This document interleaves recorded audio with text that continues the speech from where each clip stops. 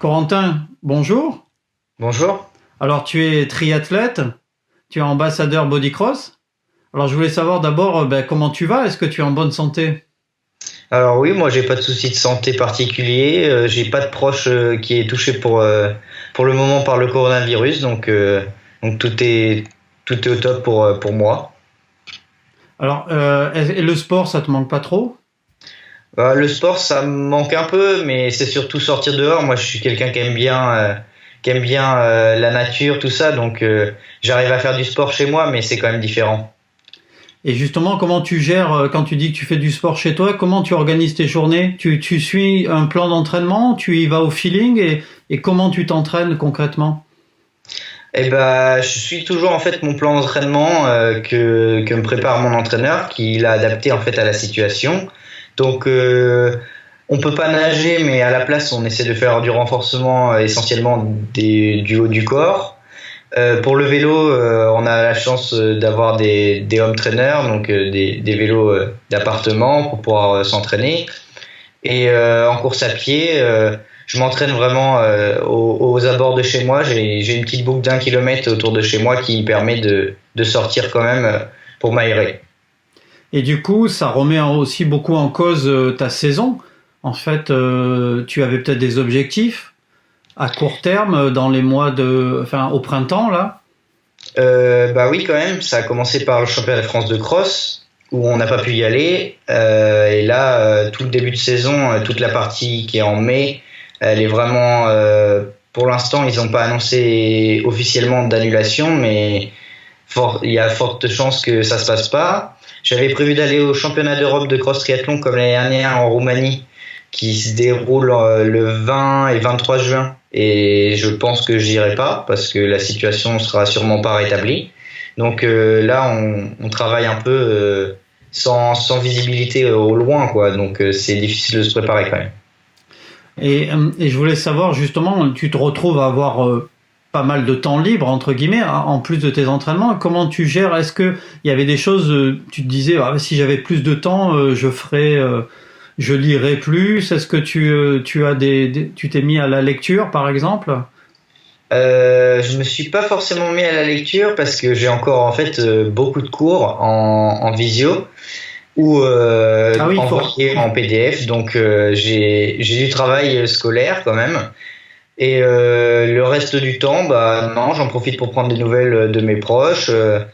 J'ai fait découvrir la visio à mes grands-parents et tout ça, donc c'est assez sympa. On essaie de faire des visios en groupe ou après bah je m'occupe en regardant des séries essentiellement. Il y a pas des documentaires, des choses que tu aurais à nous conseiller, des chaînes YouTube que tu regardes qui te motivent, de triathlon ou autre, hein? Je fonctionne pas trop comme ça. Moi, j'avais des amis qui aimaient bien. Moi, j'aime pas trop forcément regarder les chaînes YouTube des gars qui conseillent tout ça. J'aime bien, je lis des trucs sur le vélo justement, sur Cyclisme Actu, des choses comme ça. Mais non, non, je suis pas un grand fan de YouTube. Bon. Et alors on va imaginer que le confinement il dure encore un moment.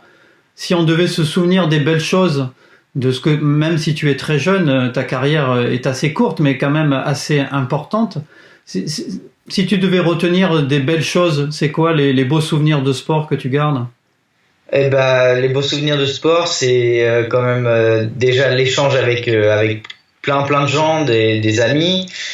Si je dois retenir une ou deux courses, ce serait sûrement ma première année où j'ai fait second à la Baule en 2016 contre Benjamin Legal, qui est aujourd'hui mon manager d'équipe.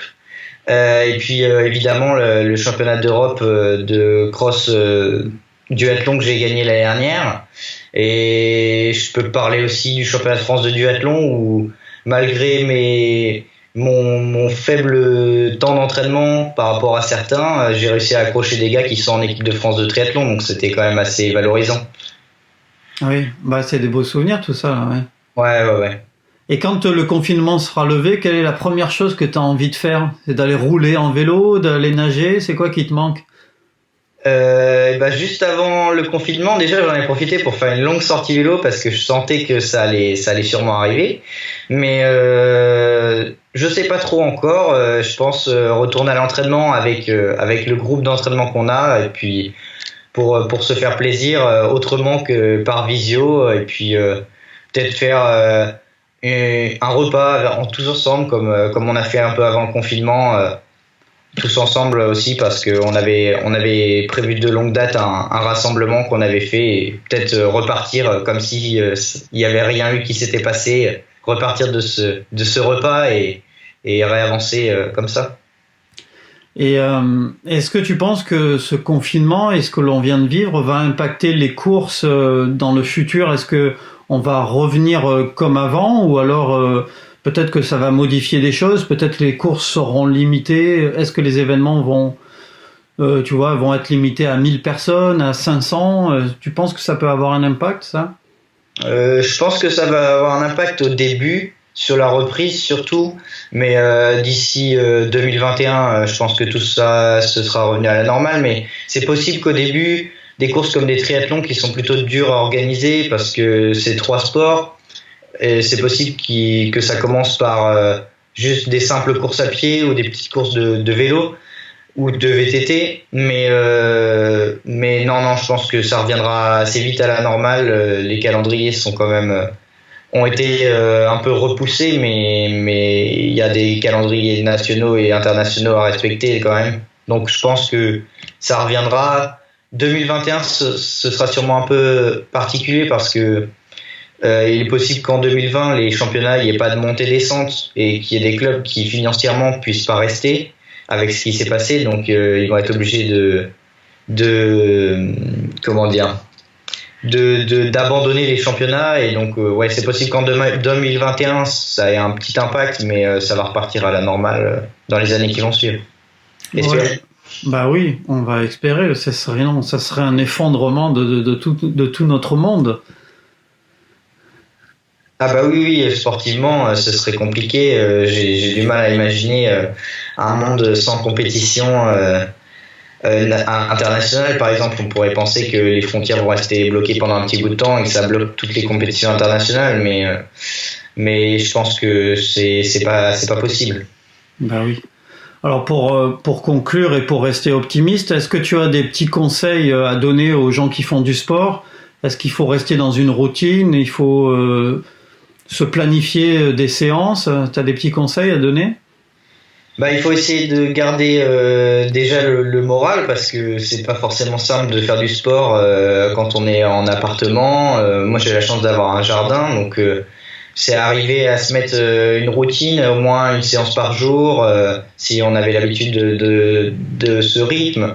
Mais vraiment garder un peu le même rythme et surtout éviter les efforts à haute intensité cardiaque parce que ce serait pas le moment d'avoir un accident et d'encombrer les hôpitaux. Donc faire du sport, mais pour se maintenir musculairement, parce que plus que cardiaquement, dès que le confinement sera levé, le temps que les courses repartent, on aura bien le temps de refaire des exercices pour travailler le cœur, plutôt travailler le châssis, comme on dit. Bon, bah écoute, on prendra régulièrement de tes nouvelles.